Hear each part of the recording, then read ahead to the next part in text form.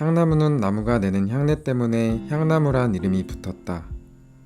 향기가 좋은 나무 대부분은 백리향처럼 꽃향기가 유별나거나 모과나무처럼 과실이 향기롭지만 향나무는 목재 자체에서 나는 향기가 좋다. 향나무의 향기는 9천의 높이까지 갔다고 하니 그 이름에 부끄럽지 않은 향이다. 사실 줄기뿐 아니라 잎과 수액에서도 향기가 나는데 독특하고 싱그러우면서도 강렬하다. 향나무는 측백나무과에 속하는 상록 교목이며 침엽수이다. 어린 나무들은 원추형으로 자라지만 나이가 들면서 주변의 여러 조건에 따라 가지각색으로 개성 있는 자태를 만들어간다. 나이가 들수록 겹겹이 비틀려 모양이 잠옷 운치 있다. 맨 처음 난 가지는 초록색이나 2년이 되면 붉은 갈색, 다시 또 1년이 지나면 자줏빛이 나는 진한 갈색이 되고 오래 묵으면 잿빛이 도는 흑갈색이 된다. 한 15년쯤 지나면 줄기에서는 껍질이 조각조각 벗겨진다. 향나무는 잎도 두 가지다. 5년 이상쯤 나이가 먹은 가지에는 얇고 작은 잎들이 비늘처럼 포개져 달리는데 손에 닿아도 부드러운 느낌을 주는 이것을 임편엽이라고 한다. 향나무는 잎도 두 가지다. 5년 이상쯤 나이가 먹은 가지에는 얇고 작은 잎들이 비늘처럼 포개져 달리는데 손에 닿아도 부드러운 느낌을 주는 이것을 임편엽이라 한다. 어린 나뭇가지에는 끝이 바늘처럼 뾰족한 침엽이 달린다. 나이가 들수록 모나지 않게 둥그러지는 것은 사람이나 향나무나 마찬가지인 듯 싶다. 향나무도 꽃을 피운다. 4월이 되면 여느 꽃나무처럼 화려한 원색의 꽃잎은 없어도 작은 꽃들이 1cm쯤 되는 꽃 차례에 달리는데 그러다 보니 꽃이 핀 것을 보고도 그것이 꽃인 줄 모르는 이들도 많다. 향나무 꽃은 암나무와 숫나무에 따로 달리기도 하고 어떤 나무에는 한 나무에 암꽃, 숫꽃이 동시에 달리기도 한다. 열매는 꽃이 핀 그 해에 익지 않고 그 다음 해에 익는다. 뭐가 나 있기는 하지만 그래도 둥근 열매가 조각조각 벌어지고 그 속에는 많게는 6개의 종자가 들어있다. 향나무는 예로부터 청정을 뜻하여 귀하게는 궁궐이나 절, 좋은 정원에는 을에 심었고 같은 이유로 우물가나 무덤가에 한 그루쯤 있게 마련이다. 이러한 풍습은 중국에서 영향을 받은 것도 사실이지만 옛 사람들은 생물이나 우물가에 향나무를 심으면 향나무의 뿌리가 물을 깨끗이 하여 물맛도 좋고 향기로워질 것을 기대했다. 또 향나무가 늘 푸르듯 물도 마르지 않았으면 하는 바람으로 향나무를 심었으리라. 그러던 것이 광복을 맞이한 뒤 한동안 향나무는 일본 수종으로 잘못 알려져 순환을 당하였다. 그러나 향나무는 분명히 이 땅에서 오랜 세월을 우리 민족과 함께 살아온 우리 나무이다. 사실 이러한 잘못된 인식은 지금까지도 이어지는데 여기에 한몫을 한 것이 일부 몰지각한 조경업자들이다. 요즘 어딜 가나 관상수로 팔고 있는 것은 대부분 가이스카 향나무라는 일본산이다. 가이스카란 패총이란 뜻인데 일본에는 오사카에 이러한 동네가 있다고 한다. 나사백이라고도 하는 이 나무는 전정이 잘 되어 자연 그대로 가꾸는 우리 정원과는 달리 인위적으로 나무 모양을 만들거나 건물의 벽 옆에 일렬로 세워서 열을 차단하는 서양 조경을 하기에 적합하고 기르기가 까다롭지 않은 이점도 있으나 우리나라에서 이 가이스카 향나무의 득세는 정도를 넘고 있다. 그 밖에 자주 보는 향나무로 연필 향나무를 들 수 있다. 한 20년 전쯤 초등학교를 다닌 사람들이라면 누구나 이 향나무 연필을 기억할 것이다.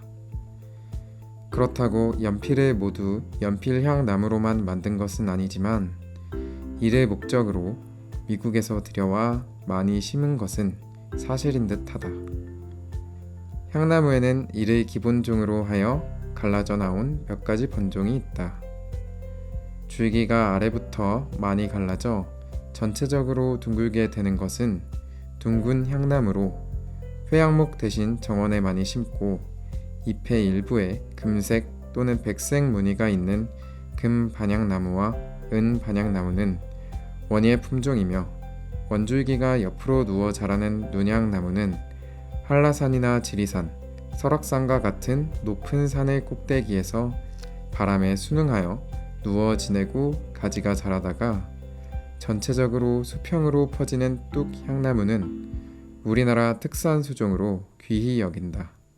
향나무가 일본에서 건너온 나무가 아니라는 사실을 알고 있는 사람들도 혹 중국에서 들여온 것이 아닌가 의심한다.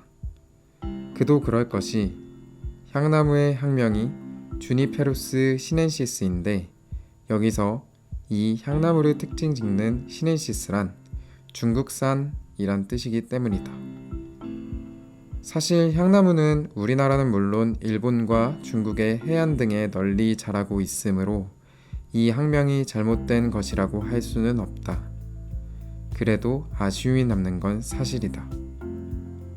중국에서는 향나무를 아주 귀하게 여기는데 향목 외에도 원백 또는 보배같이 귀한 소나무처럼 생긴 나무라 하여 보송이라고 불렀다. 향나무가 자생하는 곳은 섬 지방을 제외하고는 대개 북위 30도를 넘지 못하지만 일부러 심은 나무 가운데에는 함경남도 무덤가에 자라는 것도 있다고 한다. 울릉도에 가면 향나무 자생지를 볼 수 있다. 울릉도에서는 도동항의 바위에 올라가 바라보아도 암벽 사이사이에서 살아남은 향나무를 볼 수 있고 도동에서 남쪽 해안을 따라가다 만나는 향나무로서는 처음 정해진 천연기념물 제48호 향나무 자생지가 있다. 오르기 어려울 만큼 험준한 산 위에 바닷바람을 맞으며 온갖 풍상을 겪어서인지 향나무들은 이리저리 꼬인 줄기로 관록을 자랑하는데 그간 수없이 베어져 이젠 그리 많이 남아있지 않다. 직접 확인해보지 못했고 얼마나 정확히 측정한 나이인가도 알 수 없지만 나이가 2000살이 넘는 나무도 있다고 한다. 울릉도에서는 또 하나의 천연기념물 향나무 자생지가 있다. 오래전부터 군청과 등대가 있어 감시의 눈길이 많아서인지 아직 한아름쯤 되는 비교적 큰 나무들이 남아있는데 일제시대의 기록에는 2아름쯤 되는 나무들도 있었다고 한다. 자생하는 나무는 아니지만 울진 죽변에는 500살이 넘는 향나무가 천연기념물 제158호로 지정되어 보호되고 있다. 이 나무는 동해가 바라보이는 울진의 바닷가에 가지를 2갈래로 벌리고 높고 크게 그리고 아름다운 모양으로 서 있다. 이 나무는 울릉도에서 자라고 있는 향나무 가지 하나가 잘려 바닷물에 밀려서 이곳까지 왔다는 이야기가 전해진다. 마을 사람들은 이 오래된 향나무에는 선신이 있다고 믿었고 매년 음력 1월 15일이 되면 그 나무 아래서 뱃길이 무사하고 고기가 많이 잡히기를 기원하는 고사를 지냈다. 그 흔적으로 이 향나무 옆에는 선앙당이 하나 지어져 있다. 울진에는 이 외에도 화성리의 천연기념물 제312호 향나무가 살고 있다.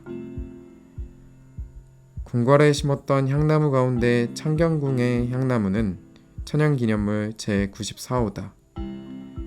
줄기가 이상하게 꼬이고 오래된 줄기는 아래로 처져 버팀목이 필요할 지경이며 껍질이 많이 상해 죽어가는 줄기도 있지만 이 모든 모습은 갖은 풍상을 겪고 살아남은 향나무의 연륜을 말해준다. 묘지에 심었다가 살아남아 천연기념물로 지정된 것들도 있다.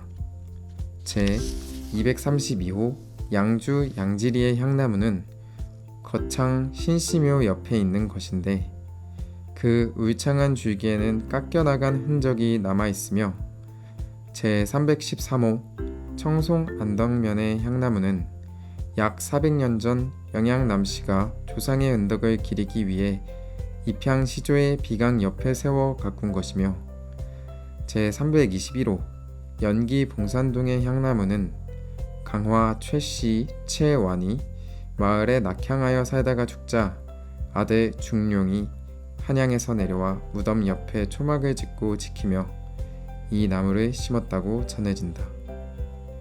서울대학교 후문 가까이에 있는 강감찬 장군의 출생을 기념한 낙성대에도 여주 신륵사의 무학대사가 스승을 모신 조사당에도 향나무가 있다. 서울 용두동의 선농단에도 쭉 뻗은 잘생긴 향나무 한 그루가 있다.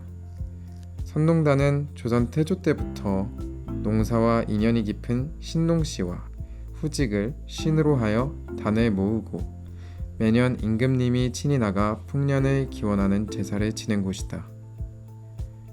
이때 백성들이 가마솥에 끓여 나누어 먹은 음식이 바로 요즘의 설렁탕이라는 이야기는 알만한 사람들은 다 안다. 어찌되었든 이 선농단은 축조할 당시 67그루의 향나무를 심었는데 지금은 한 그루만이 살아남아 천연기념물 제240호로 지정되어 있다. 이 선농단에서의 의식에서 쌀로 만든 막걸리를 나무에 붓는데 이 때문에 선농단의 향나무는 술 마시는 향나무로도 유명하다. 향나무와 사촌인 곱향나무와 형제인 뚝향나무 가운데에도 천연기념물로 지정된 것이 있다. 천연기념물 제314호 안동군 와룡면의 뚝향나무는 세종 때 이정이 정주의 판관으로 있을 당시 평안북도의 약산성을 축조하고 돌아오면서 기념으로 가져온 세 그루 중 하나를 이곳에 심은 것이라고 기록되어 있다. 사연으로 보나 모양새로 보나 가장 으뜸인 것은 천연기념물 제88호인 전남 송광사의 쌍향수이다. 송광사에서 조금 떨어진 천자암 뒤뜰에 서 있는 이 나무는 두 그루의 곱향나무가 나란히 자라 그런 이름이 붙었다. 전해지는 말에 의하면 보조국사와 그 제자 담당국사가 중국에서 수도를 마치고 돌아오면서 짚고 온 지팡이를 나란히 꽂아 놓았는데 여기에서 뿌리가 내려 지금의 수려한 나무가 되었다는 것이다. 두 나무의 사이가 70cm라고 하지만 워낙 크게 자란 나무라서 멀리서 바라보면 마치 붙은 듯 사이좋게 보이고 실타래처럼 촘촘히 꼬인 줄기와 하나는 크고 하나는 좀 작게 어우러진 수간이 무척 조화롭다. 이 모습이 서로 절을 하고 있는 모습 같다고 하여 사제지간의 정과 예의를 상징하기도 한다. 바닷가에서 자라거나 무덤을 지키는 신목이 아니더라도 향나무에는 잡기를 내쫓는 벽사의 힘이 있다고 믿어왔다. 여러 제례 등 경건하고 엄숙한 의식마다 향나무 줄기를 다듬어 향을 피운 것은 이 때문이며 또 사람이 죽으면 향을 피워 놓는데 처음에 이 관습은 시신이 썩어가는 냄새를 없애기 위한 목적으로 시작되었으나 이제는 아예 관습으로 굳어져 전해지고 있다. 향나무 향은 제사가 다가오면 장에 가서 향나무 줄기를 쌓아 놓았다가 붉은 빛이 고운 가운데 심재를 칼로 잘라 만든다.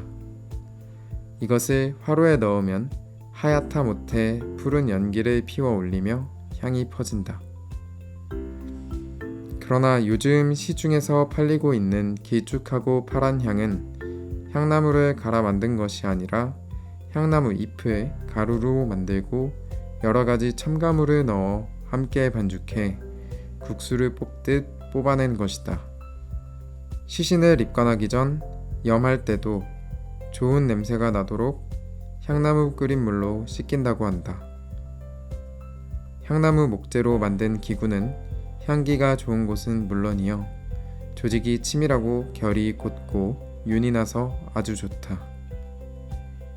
나무에서 나오는 향기나는 물질이 몸에 좋다고 하여 더욱 인기가 있었고, 운치와 멋을 찾는 고승들은 바리떼와 수저까지 향나무로 만들어 음식을 먹었다고 한다.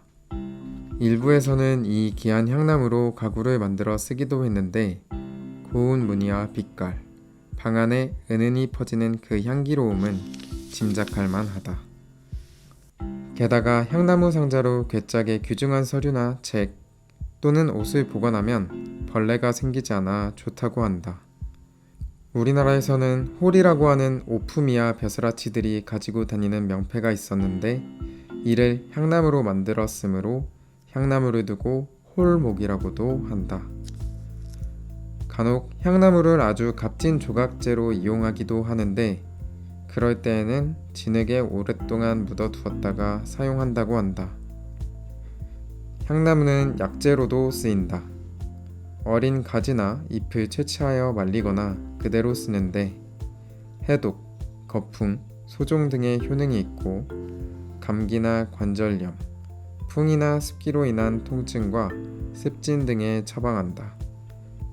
민간에서는 종기나 두드러기가 나면 바로 생잎을 찧어 붙이며 향나무를 잘게 썰어 우려낸 물을 폐종양에 쓴다.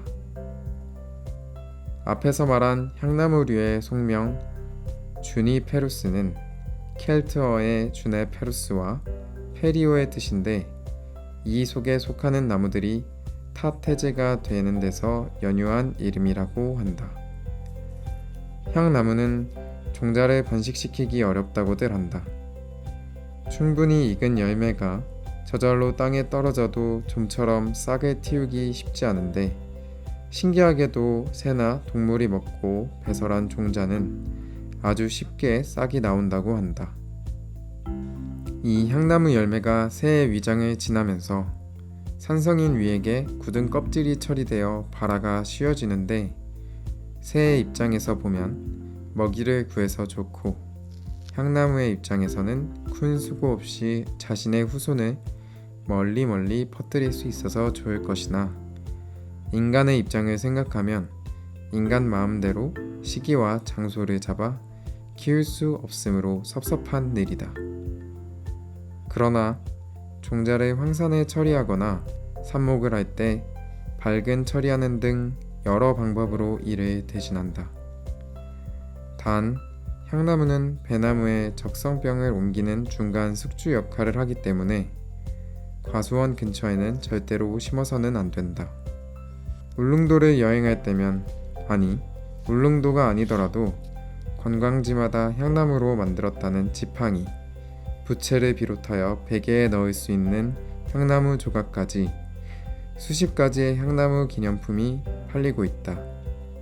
이것이 수입목으로 만든 것인지 울릉도에서 나온 향나무인지 모르겠지만, 우리나라의 유일한 향나무 자생지 울릉도에서도 점차 향나무를 구경하기가 어려워지고 있어 안타깝다.